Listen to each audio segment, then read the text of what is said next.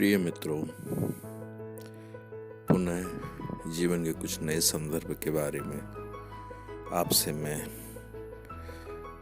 कुछ वार्तालाप कर रहा हूँ।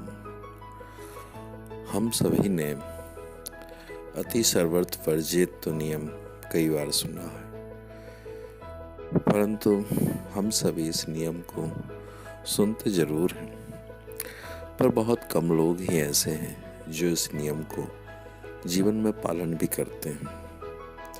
अक्सर जीवन के किसी एक पक्ष में या उस पक्ष को, चाहे वो धन का पक्ष हो या व्यवहारिक पक्ष हो, सामाजिक पक्ष हो, दोस्तों का पक्ष हो, व्यक्तिगत जीवन का पक्ष हो, शारीरिक पक्ष में किसी न किसी जगह पे हम अति सर्वत्र वर्जित नियम का उल्लंघन कर ही देते हैं। क्योंकि एक पक्ष में जरूरत से ज़्यादा एनर्जी देंगे, जरूरत से ज़्यादा टाइम देंगे तो जीवन के बाकी सभी पक्ष असंतुलित हो जाएंगे और उसका फर्क या कमी या परिणाम आपको सहन करना ही होगा। ये तो नियम फिक्स ही है, इसमें तो आप बदलाव नहीं कर सकते।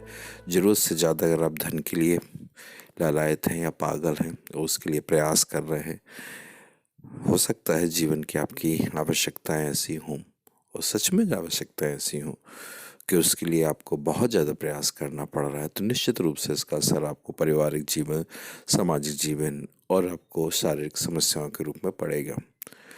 और हो सकता है कुछ समय के बाद आप सोचें कि कहीं कुछ गड़बड़ कर दिया है, जब उसके आपको परिणाम प्राप्त होने लगे, जीवन के अन्य पक्षों में असंतुलितता के परिणाम प्राप्त होने लगे। जब भी हम में से कोई भी इस नियम का उल्लंघन करता है तो परिणाम प्राप्त होंगे। थोड़ा बहुत कम ज़्यादा होने से कोई बहुत परिणाम की में बहुत अंतर नहीं आता है, परंतु जब अति कर दी जाती है, नियम ही है अति सर्वत्र वर्जित, मतलब एक पक्ष को इतना ज़्यादा महत्व देना कि जीवन के बाकी सभी पक्ष गौण हो जाए, उनका अर्थ ही ना रहे, तो उस पक्ष में निश्चित रूप से आप बहुत अच्छा कर गुजरेंगे, बहुत लोगों के लिए ईर्ष्या का प्रतीक हो जाएंगे। आपको लगेगा कि अद्भुत आपने कर दिखाया, परंतु होगा क्या? बाकी वो जो पक्ष उस अत्यधिक एक पक्षी मेहनत के कारण उपेक्षित रह गए, उनके परिणाम आपको देखना ही पड़ेंगे और ऐसा नहीं करना चाहिए। खुद मेरे जीवन में है की बात है, मैं बहुत कोशिश करता रहा कि जीवन में संतुलित बना के चलूं, पर एक आध्यात्मिक क्षेत्र का एक समय ऐसा आया कि इसमें मुझे ज़रूरत से ज़्यादा मेहनत करना पड़ी। लिखने का कार्य था मेरा, मैं अत्यधिक लिखने में व्यस्त होने लगा और इतना व्यस्त होने लगा कि दिन के 12 से लेके 18 घंटे तक राइटिंग ही करता रहता था। नतीजा पक्ष ये रहा कि जीवन के कई अन्य पक्ष उपेक्षित रह गए। जब बाद में निश्चित रूप से उस राइटिंगों का बहुत अच्छा परिणाम मिला, लोगों ने बहुत बधाइयाँ दी, सब कुछ दी, पर फेसबुक अन्य सभी की बधाइयाँ पानी पे लिखी लिखाई की जैसी ही हैं। वास्तविक जीवन में बहुत कम उन 1000 या 10,000 दोस्तों में से एक होंगे जो आपकी प्रॉब्लम समझ के आपके साथ खड़े होंगे। बाकी सभी लोग लाइक और कमेंट तो कर जाएंगे, परंतु उसका वास्तविक जीवन में कोई खास महत्व नहीं रहेगा। 4 महीने नहीं लिखिए, 10 महीने लिखिए, फिर से वही कंडीशन हो जाएगी। क्या सचमुच कोई व्यक्ति या किसी व्यक्ति की राइटिंग से आपके जीवन में कोई गुणात्मक परिवर्तन आ सकता है? इसका उत्तर हाँ और ना दोनों में हो सकता है। ये सिर्फ निर्भर करेगा कि आप उस व्यक्ति की राइटिंग, उसके शब्दों को कितने रूप से ग्रहण करते हैं, तो अंतर आ जाएगा। और सिर्फ आप सुनने के लिए सुन रहे हैं तो फिर उसका कोई खास अर्थ नहीं है। उस समय मैं अपने जॉब, इन सब चीज़ों को भी एक तरफ रख के दिन रात राइटिंग लग गया। मुझे लग रहा था कि बहुत सारा चेंज होगा, मेरा अपना मानना था, और मेरे साथ कुछ भाई ऐसे थे जो बिल्कुल तब भी संतुलितता बना के चलते रहे। जब वो सारा समय समाप्त हुआ लिखने का, करीबन 3-4 साल का समय, तो अब मुझे उसके परिणाम सहन करना थे। जीवन के अन्य पक्ष के, घर के पक्ष के, समाज के पक्ष के, प्रोफेशनल लाइफ, नौकरी, जॉब, सभी के पक्ष में जो असंतुलन रह गया था, उसको संभालते संभालते मुझे कई वर्ष लग गए और जीवन की इतनी बड़ी कीमत मैंने चुकाई है जो फिजिकल रूप से नहीं है, शारीरिक रूप से भी नहीं है और फाइनेंशियल रूप से भी नहीं कह सकते हैं, पर हाँ, जीवन के उन कुछ वर्षों को में लगा हुआ जो श्रम था, उन समय जो नष्ट हुआ, वो बहुत बहुमूल्य समय था। उनको चाह के भी वापस नहीं ला सकता। इतनी बड़ी कीमत थी, प्रशंसा तो मिली, सब कुछ मिला, परंतु ठोस कार्य कभी नहीं हो पाया। सही बात है, केवल लिखने मात्र से आप सोचें कि सारा जीवन परिवर्तित हो जाएगा, भला ऐसा कभी हो सकता है क्या?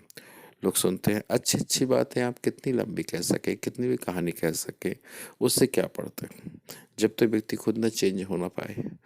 खुद चेंज अगर होना चाहेगा तो वो तिनके भर का भी शब्द उसके लिए बहुत अर्थ है, और जो नहीं चाहेगा तो उसके सामने 10 या 20 पेज भी आप तर्कयुक्त बातें रख दें, चूँकि बातें आप तर्कयुक्त कह रहे हैं, अनेक महान पुरुषों के जीवन के उदाहरण से कह रहे हैं, तो सामने वाला हाँ तो जरूर कर लेता है, पर वो सिर्फ हाँ ही होती है, ऊपरी मन से हाथ होती है। तो जीवन में हमेशा याद रखें, उन क्षणों की कीमत आज तक चुका रहा हूँ। जीवन का बहुमूल्य वो क्षण जो नष्ट हुआ, उसकी शीत भरपाई मैं कभी नहीं कर पाऊंगा। अब बार बार पास्ट टेंस में जाने से फायदा नहीं है। जीवन की जो सच्चाई है स्वीकार करके आगे बढ़ा, पर एक अच्छी तरह से समझ लिया कि अब कभी बिना कारण अकारण अति सर्वर्थ वर्जित के नियम पालन नहीं करना।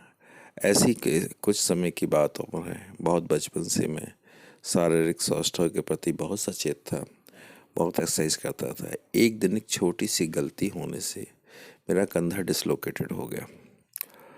ठीक है, ज़्यादा हानि नहीं होती है, अगले 10-5 मिनट कुछ दर्द सा हुआ, फिर से वो वापस अपने स्थान पे आ गया। परंतु बाद में मैं खड़े होकर कई बार सोचा कि आखिर इन सब प्रक्रियाओं का क्या अर्थ होने लगा, क्यों जबरदस्ती अति करी जा रही है, जब मुझे इन प्रतियोगिताओं में भाग लेना ही नहीं है, एक स्वस्थ शरीर बस चाहिए, तो आखिर अति क्यों कर रहा हूँ। मित्रों, उसके बाद से उन एक्सरसाइज के प्रति बहुत सचेत हो गया, सिर्फ उतना ही करने लगा जितना जरूरी है, अन्यथा उसका परिणाम एक बार तो जरूर थी। ईश्वर कृपा से ज़्यादा नुकसान नहीं हुआ, परंतु आगे नुकसान हो सकता था। इसलिए मित्रों, पढ़ाई का समय हो, जीवन में एक्सरसाइज का समय हो, धन कमाने का समय हो, जो भी आपके परिवार के आंतरिक क्षण हो, उन सभी क्षणों को बराबर वैल्यू दें। किसी एक क्षण की कीमत पे हो सकता है किसी एक समय, किसी एक पल में, कुछ समय अंतराल में आपको कुछ ज़्यादा एक पक्ष को देना पड़े, वो चल सकता है, पर हमेशा के लिए उसको रूप न बनाएं। ये कभी ना माने कि जीवन के अन्य पक्ष को टेकन फ्रॉम ग्रांटेड कि ऐसा ही होगा।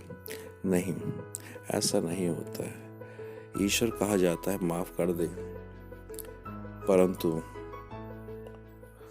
आपका शरीर आपको माफ नहीं करता, परिवार वाले नहीं माफ करते। तो इन सच्चाइयों को आप समझें, और मेरी यही कामना रहेगी कि जीवन के सभी पक्षों में यथासंभव संतुलितता बनाएं, क्योंकि बहुत कठिन है आज की मॉडर्न ज़िंदगी में ये सब कुछ कर पाना।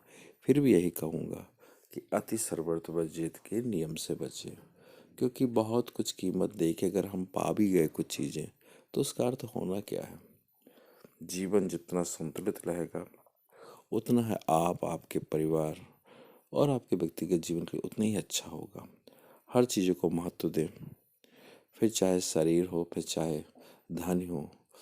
हमेशा ये याद रखें कि अति सर्वर्थ ना करें, क्योंकि आप ऐसा करते हैं तो परिणाम आपको मिलता ही है। फिर इस बंद संदर्भ में आप लोगों की क्या भावनाएं हैं, क्या विचार हैं, आप अवगत कराएं। आप भी कमेंट में लिख के समझाएं, शायद मैं उनसे कुछ और सीख पाऊंगा, समझ पाऊंगा। आज के लिए इतना ही। आपने प्रेम से मेरी बात सुनी, आप सभी को हृदय से स्नेह।